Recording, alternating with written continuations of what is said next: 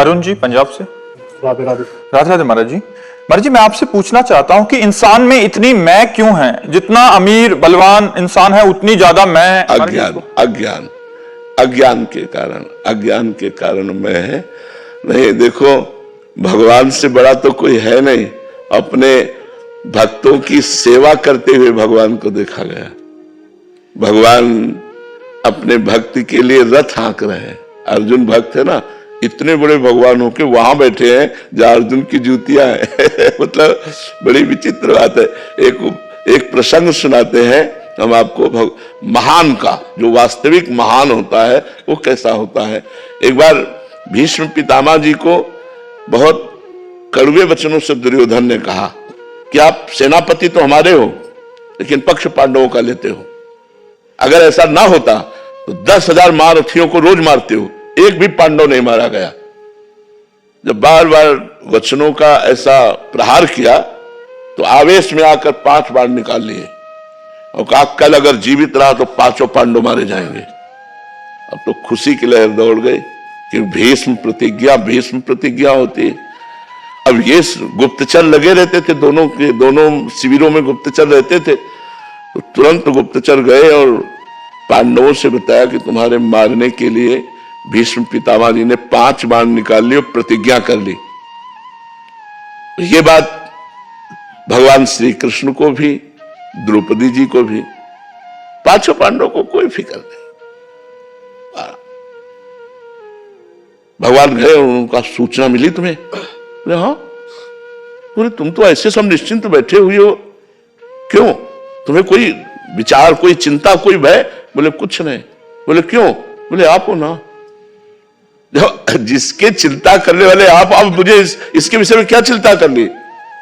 द्रौपदी जी से कहा ऐसा करो, तुम तैयार हो बहु रूप में और यहां से घूंघट करो, आगे चलो और पीछे दासी के कपड़े हमें लाओ।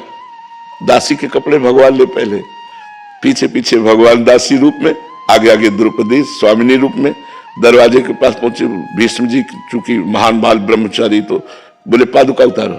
पादुका लेकर पीतांबर में लपेट कर ऐसे खड़े हो गए जैसे दासी खड़ी होती है। द्रौपदी जी अंदर गई, प्रणाम किया पितामह को, बोली नहीं, घूंघट करके। पितामह ने विचार, देखो बुद्धि बदलने वाले भगवान ही होते हैं। पितामह ने विचार किया अभी दुर्योधन गया हमसे प्रण करवा के, तो उसकी पत्नी आई होगी आशीर्वाद लेने, तो उनका सौभाग्यवती हो। तो द्रौपदी जी ने पर्दा हटाया और कहा वो बात सत्य माने या ये बात सत्य माने आपकी? अभी कुछ समय पहले आप प्रण करते हो, 5 बाण निकालते हो कि 5 पांडवों को मार देंगे, और संध्या का समय है और इस समय मुझे आशीर्वाद देते हो सौभाग्यवती भव। मैं ये मानूं सत्य बात या वो सत्य बात मानूं? भीष्म जी के होश उड़ गए। बोले वो कहा जो तुम्हें यहाँ लाया है, क्योंकि जान गए कि मुझे चक्कर में फंसा दे, इसका मतलब वो है। वो कहा है? उतरे और दरवाजे पे देखा तो दासी वेश में। तो एक आवेश आया गुस्सा का, और ऐसे ऊपर को वस्त्र पकड़ा, ऐसे खींचा और कहा, तो जूतियां देखी दो। भीष्म जी अवाक रह गए। देयम सदा परिभवनम अभीष्ट दोहम तीर्थास्पदम शिव विरंचनुतम शरण्यम भृत्यार्तिहम प्रणतपाल भवादिपूतम वंदे महापुरुष ते चरणारविंदम। शिव ब्रह्मादि जिनकी चरण वंदना करते हो, द्रौपदी की जूतियां, उनका बेटी जिसका रक्षक ये है। तुम्हारे पतियों का बाल बाका भी नहीं हो सकता, जिसका ये रक्षक है उसको कौन मार? तब कहा प्रभु आपने मेरी प्रतिज्ञा टलवाई, और आप जब महाभारत का संग्राम प्रारंभ होने वाला था तो आपने प्रण लिया था मैं अस्त्र नहीं गाऊंगा, कल मैं आपका प्रण तोड़ूंगा। आज आपने मेरा प्रण तोड़ा है, कल मैं आपका प्रण तोड़ूंगा। भगवान ने कहा भक्ति के लिए अपना प्रण तोड़ना मुझे सहज है, भक्ति के लिए अपना प्रण तोड़ना मुझे, अपनो प्रण विसार भगत को पूरा प्रण निभाओ। वही हुआ। दौड़ पड़े भगवान रथ का पहिया लेकर के भीष्म पितामह को मारने के लिए। जब अर्जुन के ऊपर बाणों की बौछार कर दी, तो इतने महान भगवान होकर के देखो कैसे अपने भक्तों के लिए कैसे। तो भला कोई ऐसा धनी है जो अपने भक्त को संग्रहणी रोग हो जाए, बार बार टट्टी जा रही हो और वो साफ कर रहा हो? नौकर लगा सकता है, लेकिन स्वयं नहीं।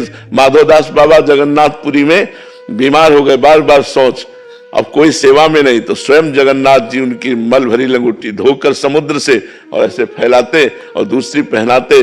जब उन्हें होश आया तो सोचा ये कौन कर रहा है, तो देखा भगवान।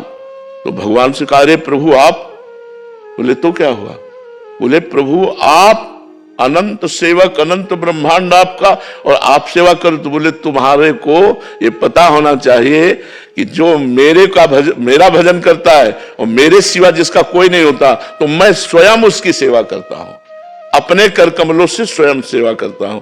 तो ये जो अज्ञान है, इसके कारण अहंकार ने, कौन धनी? लक्ष्मीपति से बढ़कर कौन धनी है? भगवान से बढ़कर कौन धनी है? केवल कोरा अहंकार है, अज्ञान के कारण, कुछ नहीं है। मरोगे तो क्या लेके जाओगे?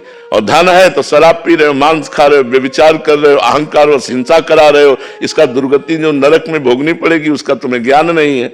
और अगर धन है तो साधु सेवा कर रहे हो, गौशाला खुलवा रहे हो, अस्पताल खुलवा रहे हो, दूसरों को सुख दे रहे हो, और स्वयं कोई नशा नहीं कर रहे। अब यही तुम्हारा स्वर्ग आदि जाने का काम बन जाएगा, यही तुम्हारे अच्छे लोगों की गति हो जाएगी।